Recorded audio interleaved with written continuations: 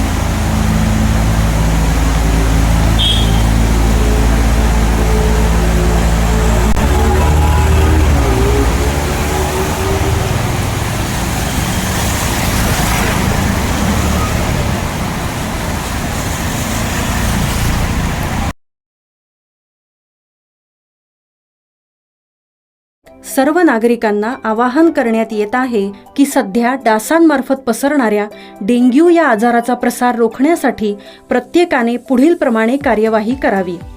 Dengue आजार Aedes aegypti हा डास चावल्याने होतो.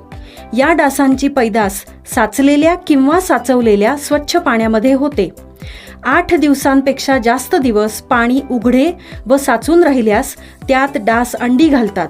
अंड्यांच्या अळ्या तयार होऊन पुढे डास तयार होतात. यासाठी आपल्या घरातील पाणीसाठे उदाहरणार्थ बॅरल्स, पिंपे, टाक्या, हौद, रांजणे इत्यादी दर आठवड्याला रिकामे करून घासून पुसून कोरडे करून पुन्हा भरावे. 1 दिवस कोरडा दिवस म्हणून पाळावा. पाणी साठ्यांना घट्ट झाकणे बसवावीत किंवा जुनी साडी, चादर, धोतर यांनी बांधून झाकून ठेवावीत, म्हणजे डास त्यात जाऊन अंडी घालणार नाहीत.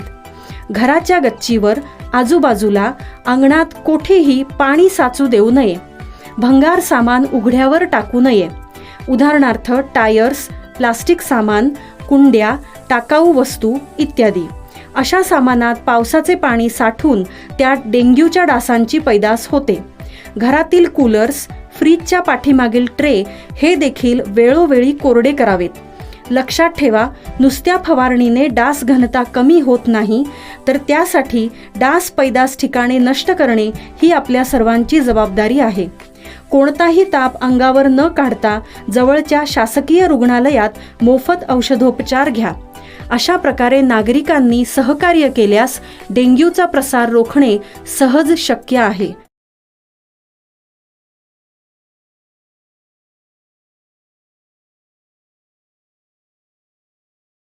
ठाणे जिल्ह्यात यंदा सरासरीपेक्षा अधिक पावसाचा अंदाज हवामान विभागाने वर्तवला आहे. त्यामुळे जिल्ह्यातील सर्व आपत्कालीन यंत्रणांनी सतर्क राहावे. शहरी व ग्रामीण भागातील रुग्णालयांमध्ये साथरोग नियंत्रणासाठी पुरेसा औषधसाठा उपलब्ध करून ठेवावा.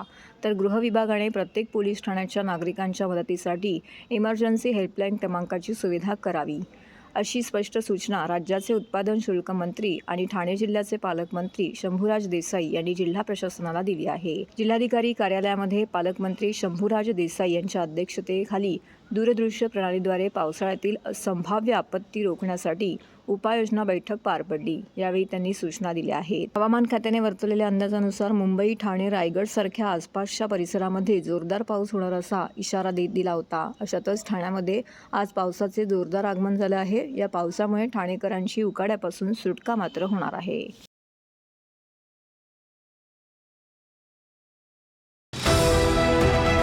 TJSB सौर शक्ती कर्ज गो ग्रीन करा वीज बिलावर बचत। आकर्षक व्याजदर, 84 महिने परतफेड कालावधी, 80% लोन, व्यावसायिक आणि उद्योजकांकरता सुद्धा।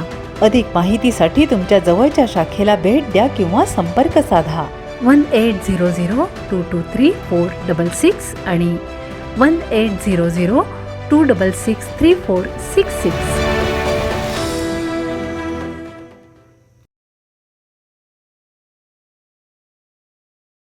वाढदिवसाचं औचित्य साधून भाजपाचे शहर उपाध्यक्ष डॉक्टर राजेश मडवी यांनी वह्या तसेच लॉंगबुकचे वाटप करीत विद्यार्थ्यांना आगळीवेगळी भेट देत पायंडा पाडला आहे।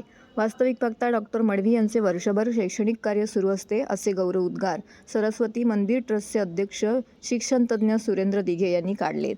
नौपाडा येथील जनसंपर्क कार्यालयाबाहेर सोमवारी डॉक्टर मडवी यांनी विद्यार्थ्यांना तब्बल 20,000 वह्या वाटप केल्या। यावेळी ते बोलत होते। नौपाड्यातील भगवती शाळेजवळील भाजपाच्या माजी नगरसेविका प्रतिभा राजेश मडवी यांच्या जनसंपर्क कार्यालयात सोमवारी सायंकाळी पार पडलेल्या या कार्यक्रमाला भारतीय जनता पक्षाचे ठाणे शहर जिल्हा अध्यक्ष संजय वागुले, खासदार नरेश मस्के यांच्यासह आमदार संजय केळकर, आमदार निरंजन डावखरे, माजी नगरसेवक नारायण पवार, भाजपाच्या माजी नगरसेविका प्रतिभा मडवी, मृणाल पेंडसे, सुनेश जोशी, सर्वपक्षीय पदाधिकारी व कार्यकर्ते, ठाणेकर नागरिक, बंधुक भगिनी मोठ्या संख्येने उपस्थित होते। यावेळी डॉक्टर राजेश मडवी यांना वाढदिवसाच्या शुभेच्छा देण्यासाठी प्रभागातील शेकडो ज्येष्ठ नागरिक व विद्यार्थ्यांनी गर्दी केली होती।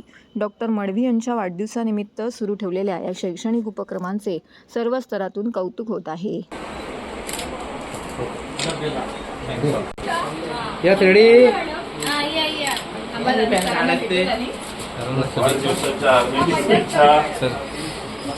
येणारं वर्ष भरभराटीचं आरोग्यदायी मनात सगळ्या इच्छा पूर्ण इकडे बघा सर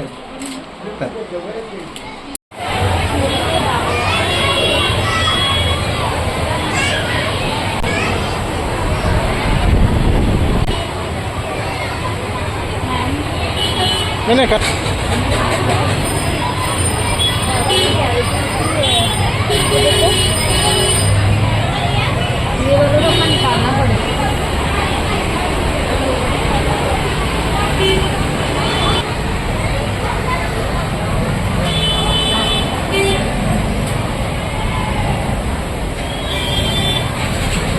तुम्ही बघाल तर आम्ही बीजेपी वाले कधी वाढदिवस साजरा करत नाही, पण गेल्या 1-2 वर्षापासून मला असं जाणवलं की या जो 10 जून आहे त्यावेळेस शाळा सुरू होतात आणि जी मुलं आहेत ती वह्यांसाठी जी गरीब ज्या मुलं असतात ती वह्यांसाठी खूप धडपड करत असतात किंवा शैक्षणिक साहित्य, म्हणून एक डोक्यात संकल्पना आली आपण या निमित्ताने आपण शैक्षणिक साहित्य वह्या वगैरे वाटू आणि त्यानुसार आपण गेल्या 2 वर्षापासून 20,000 वह्या आपण वाटतो।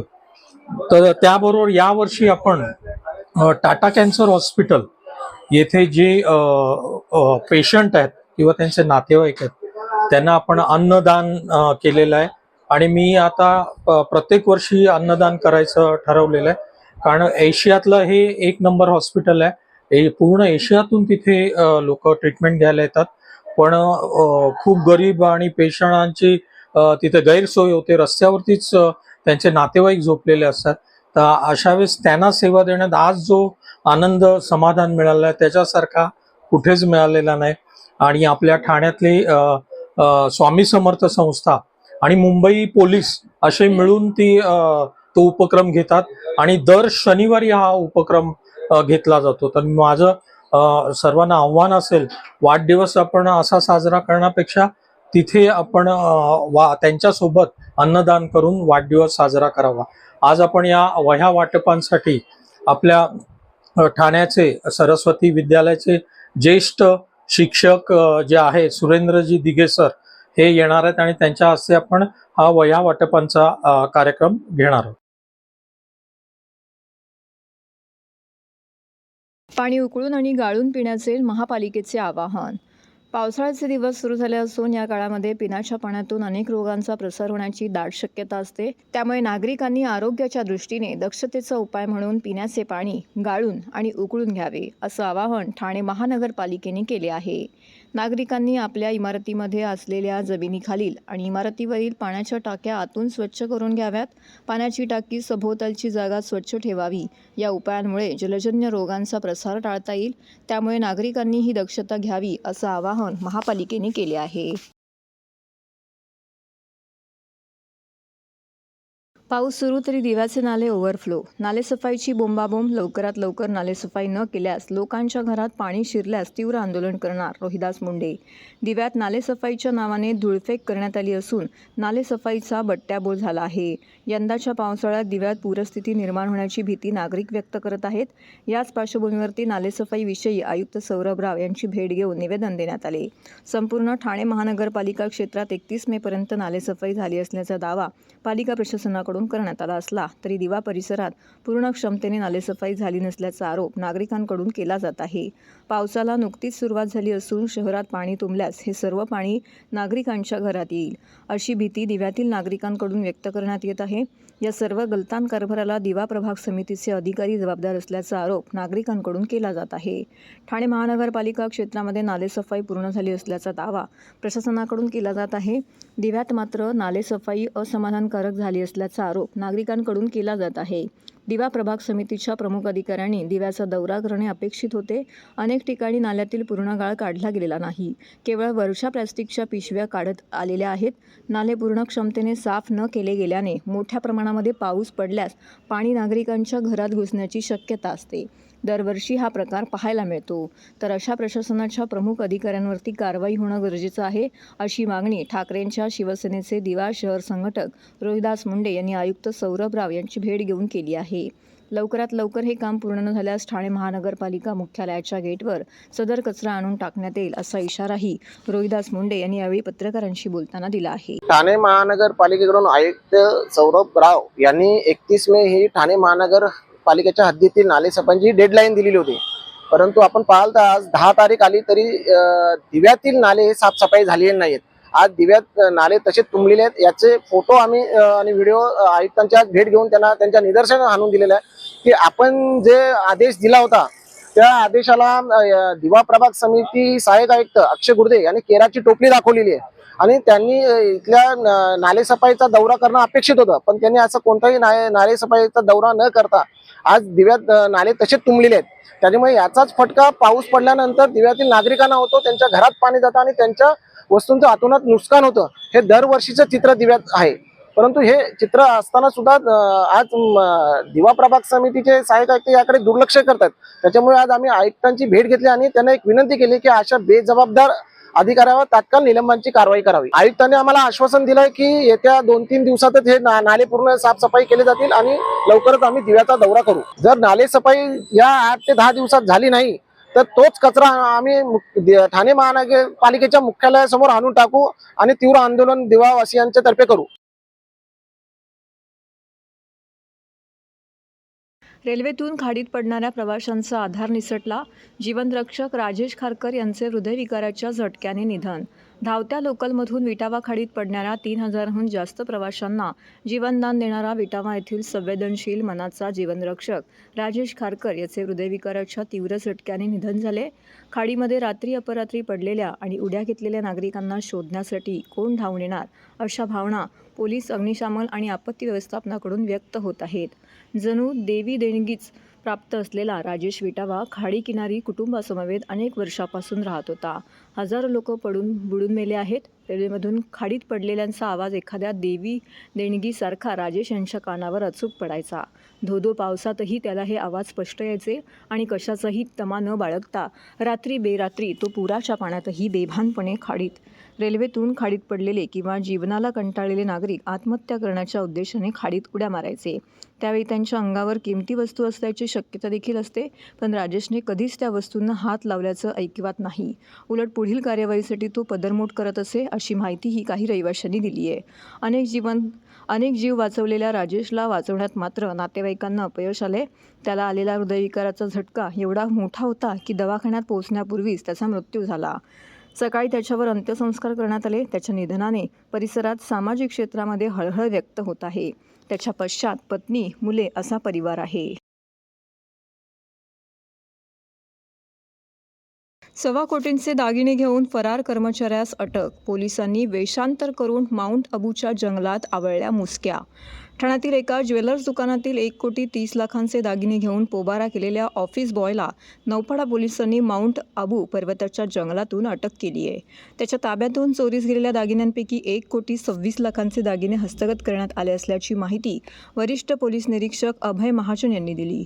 नौपाडा पोलीस ठाण्याच्या हद्दीत असलेल्या विरासत ज्वेलर्स या दागिन्यांच्या दुकानात ऑफिस बॉय म्हणून काम करणारा विशाल सिंग राजपूत हा दुकानातील 1,30,14,000 रुपये किमतीचे दागिने घेऊन फरार झाला होता.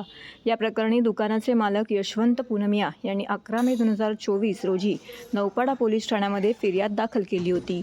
गुन्हा दाखल होताच नौपाडा पोलिसांनी आरोपीचा शोध घेतला असता तो घरी परतला नसल्याचे समोर आले. तसेच त्यांच्या मूळ गावचे नाव, पत्ता कळू नये म्हणून आरोपीने दुकानात दिलेले आधार कार्ड व इतर दस्तऐवज काढून सोबत घेऊन गेला होता. त्यामुळे पोलिसांना तपासामध्ये अनेक अडचणी येत होत्या. घटनेच्या दिवशी आरोपी दुकानातून बाहेर पडल्यानंतर कोणत्या मार्गाने गेला याची माहिती घेण्यासाठी 100हून अधिक ठिकाणचे CCTV पोलिसांनी तपासले. त्यात आरोपीने पळून जाताना 8 ते 10 वेळा रिक्षा बदलून प्रवास केल्याचे व तो वसई रोडकडे पळून गेल्याचं स्पष्ट झाले. याच दरम्यान आरोपी राजस्थानमधल्या माउंट अबू येथे लपून असल्याची माहिती पोलिसांना 2 जून 2024 रोजी मिळाली. नौपाडा पोलिसांचे एक पथक त्वरित माउंट अबू येथे रवाना झाले. पोलिसांनी तेथे जाऊन आरोपींची चौकशी केली असता तो जंगलात लपून असल्याची माहिती मिळाली. पोलिसांनी जंगलात वेषांतर करून या आरोपीवरती पाळत ठेवून अखेर त्यास 7 जून रोजी अटक केली. आरोपीने गुन्ह्याची कबुली दिली असून त्यांच्या ताब्यातून 1,26,00,000चे दागिने जप्त करण्यात आल्याची माहिती पोलिसांनी दिली आहे. आरोपीस न्यायालयाने 12 जूनपर्यंत पोलीस कोठडी सुनावली आहे. दिनांक 11 मे 2024 रोजी विरासत ज्वेलर्सचे जे मालक आहेत यशवंत पूनमिया यांनी फिर्याद दिली की त्यांच्या दुकानामध्ये ऑफिस बॉय आणि सेल्समन म्हणून विशाल सिंग राजपूत म्हणून जो कामगार कामाला होता, त्यांनी त्यांच्या दुकानातून विश्वासघात करून जवळपास 1807 ग्रॅम वजनाचे दागिने, ज्याची किंमत साधारणतः 1,30,00,000 रुपये आहे, ते चोरी केलेले आहेत. तर या संदर्भात आपण नौपाडा पोलीस स्टेशन येथे गुन्हा रजिस्टर क्रमांक 641/2024 हा गुन्हा दाखल करण्यात आलेला आहे. आणि त्या गुन्ह्याचा तपास नौपाडा पोलीस स्टेशनचे गुन्हे प्रगटीकरणाचे अधिकारी जे आहेत ते सपोनी मंगेश भांगे यांनी सदरचा गुन्ह्याचा तपास केलेला आहे.